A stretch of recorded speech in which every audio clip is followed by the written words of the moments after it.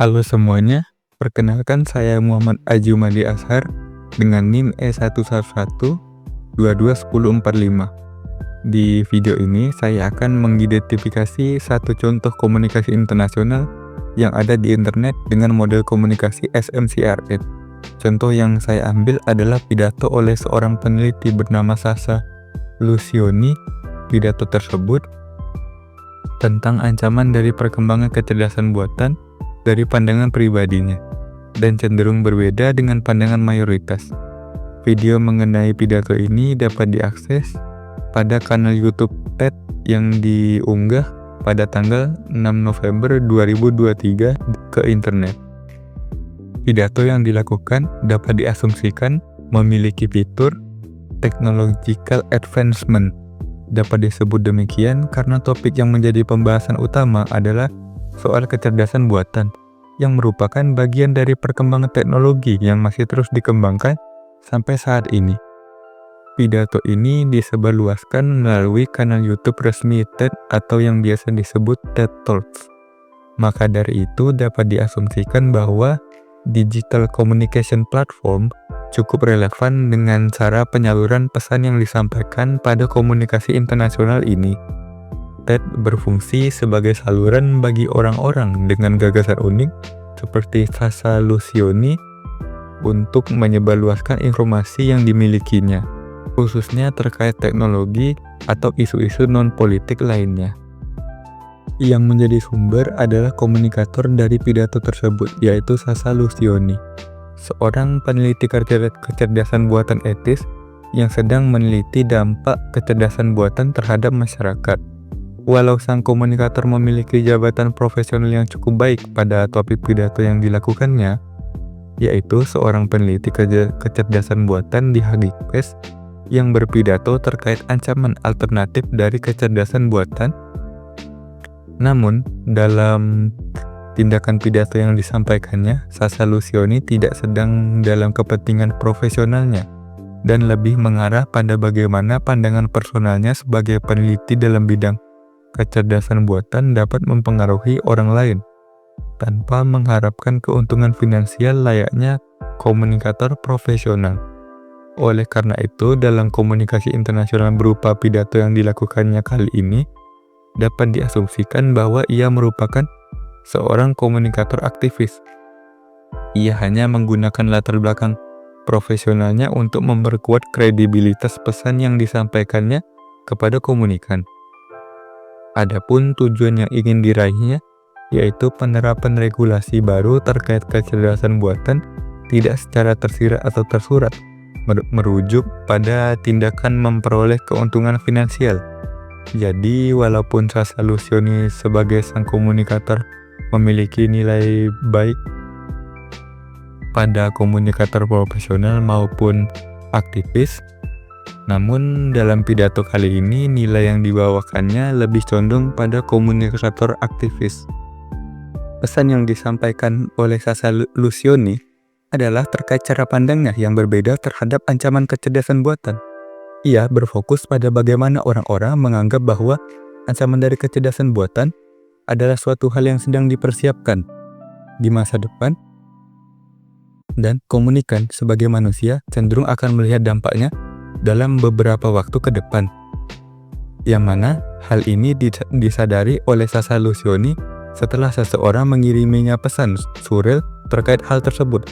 Namun alih-alih berfokus pada ancaman masa depan, Sasha Lucioni justru menyadari bahwa sebenarnya ancaman dari kecerdasan buatan tidak datang di masa depan, melainkan sudah mulai terjadi pada masa kini. Ada 3 poin yang dijelaskannya yang memperkuat gagasannya tersebut, yaitu terkait dampak lingkungan yang diakibatkan oleh pengoperasian kecerdasan buatan berskala masif. Kemudian ada permasalahan privasi dalam proses pengembangan kecerdasan buatan, dan yang terakhir, masalah diskriminasi masif yang berakar pada algoritma kecerdasan buatan itu sendiri. Pada ancaman terkait lingkungan, ia menjelaskan bahwa tren kecerdasan buatan merujuk pada yang paling besar adalah yang terbaik, dan hal tersebut memerlukan tempat luas dan energi yang masif, serta memproduksi hawa panas dalam jumlah yang masif sebagai hasil dari komputasi yang dilakukan oleh sistem kecerdasan buatan. Inefisiensi hal ini terletak pada bagaimana manusia menggunakan sistem ini, misalnya hanya untuk membuat suatu candaan, namun secara tidak sadar telah menyerap energi yang sangat massive. Dari segi privasi sendiri, kecerdasan buatan seringkali menggunakan data berupa foto, video, atau teks untuk berkembang tanpa izin dari sang pemilik aset. Namun di sisi lain, sulit mendapatkan bukti terkait tindakan pengambilan aset tanpa izin tersebut, sehingga permasalahan ini sulit untuk dibawa ke ranah ilegal. Adapun permasalahan terakhir, yaitu diskriminasi, adalah terkait bagaimana kecerdasan buatan cenderung merepresentasikan mayoritas dari 150 profesi yang ada di dunia dengan gender laki-laki dan warna kulit putih, yang bahkan dapat menciptakan kesalahan fatal jika proses implementasinya tidak disertai penyesuaian terkait gender dan keragaman ras yang sebenarnya ada di dunia. Setelah menyampaikan 3 ancaman dari kecerdasan buatan tersebut, Sasa Lucioni juga memberikan solusi yang dibuatnya sendiri terhadap permasalahan ini. Misalnya, pada permasalahan emisi dan penyerapan energi pada pengoperasian kecerdasan buatan, solusi darinya adalah dengan memperkirakan seberapa besar model tersebut dan apa perangkat yang digunakan untuk menjalankannya. Yang dengan demikian dapat dihitung konsumsi energi pada sistem tersebut sehingga manusia dapat memilih kecerdasan buatan yang paling ramah lingkungan, dan pihak pengembang kecerdasan buatan itu juga dapat misalnya menggunakan data ini untuk mengoptimalisasi atau bahkan mempertimbangkan penggunaan energi yang lebih ramah lingkungan terhadap sistem kecerdasan buatan yang sedang dikembangkannya. Nah, pada masalah privasi, ia juga mengembangkan sebuah perangkat lunak yang bisa mengidentifikasi dataset yang digunakan untuk melatih kecerdasan buatan, di mana ia bisa mencari sebuah gambar, video, atau teks spesifik di dalam dataset tersebut, lalu kemudian menggunakannya sebagai bukti legal terkait hak cipta jika memang menemukan data yang berkaitan dengan dirinya pada dataset yang digunakan kecerdasan buatan tersebut.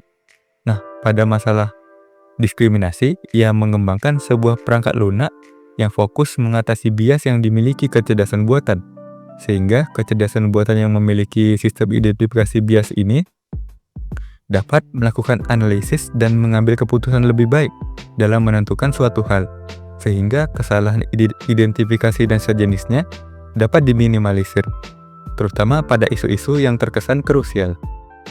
Pesan yang disampaikan oleh Sasa Lucioni dapat dikatakan sebagai pembicaraan pengaruh, karena yang relevan dengan prinsip jika Anda melakukan X maka akan terjadi Y, yang dalam pidatonya dapat diterjemahkan menjadi jika Anda lebih selektif dalam memilih layanan kecerdasan buatan terkait 3 hal tersebut, maka perusahaan penyedia layanan kecerdasan buatan akan lebih mempertimbangkan 3 hal tersebut dalam mengembangkan teknologinya.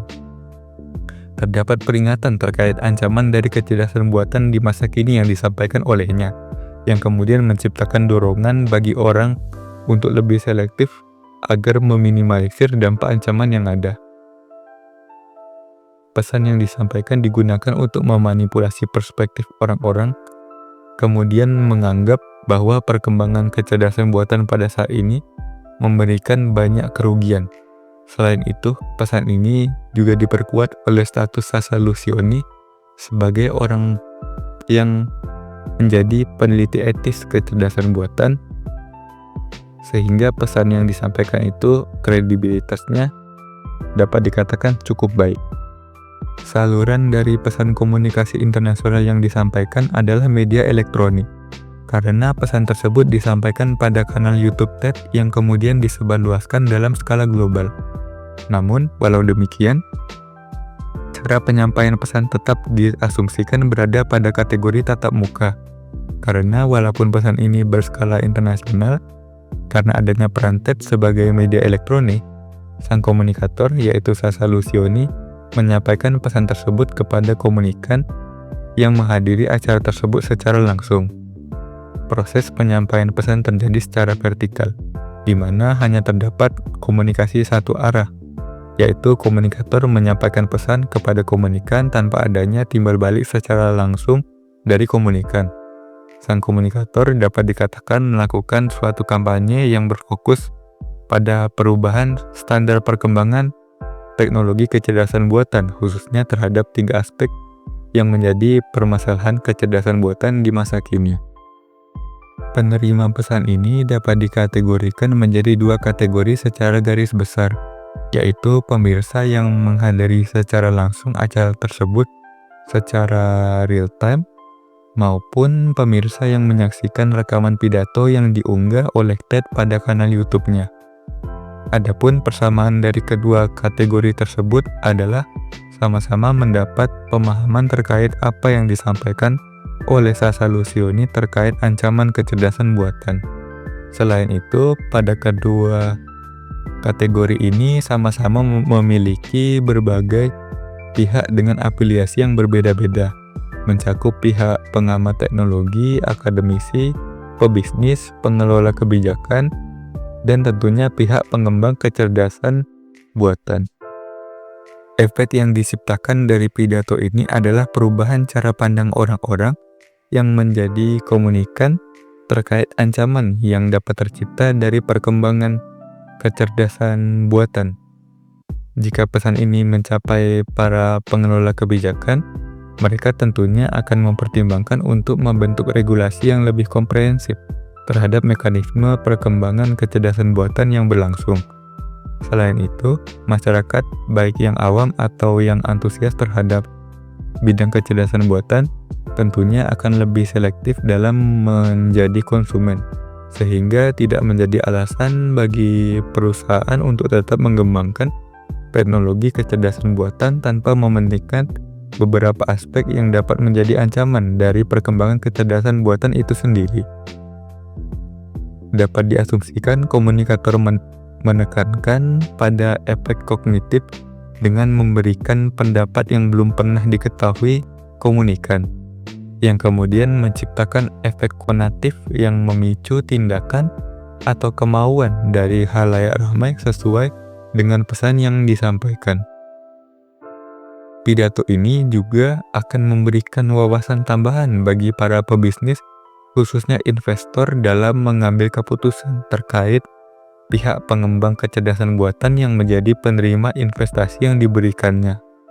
Karena bagi para investor, cara perusahaan mengembangkan kecerdasan buatan memandang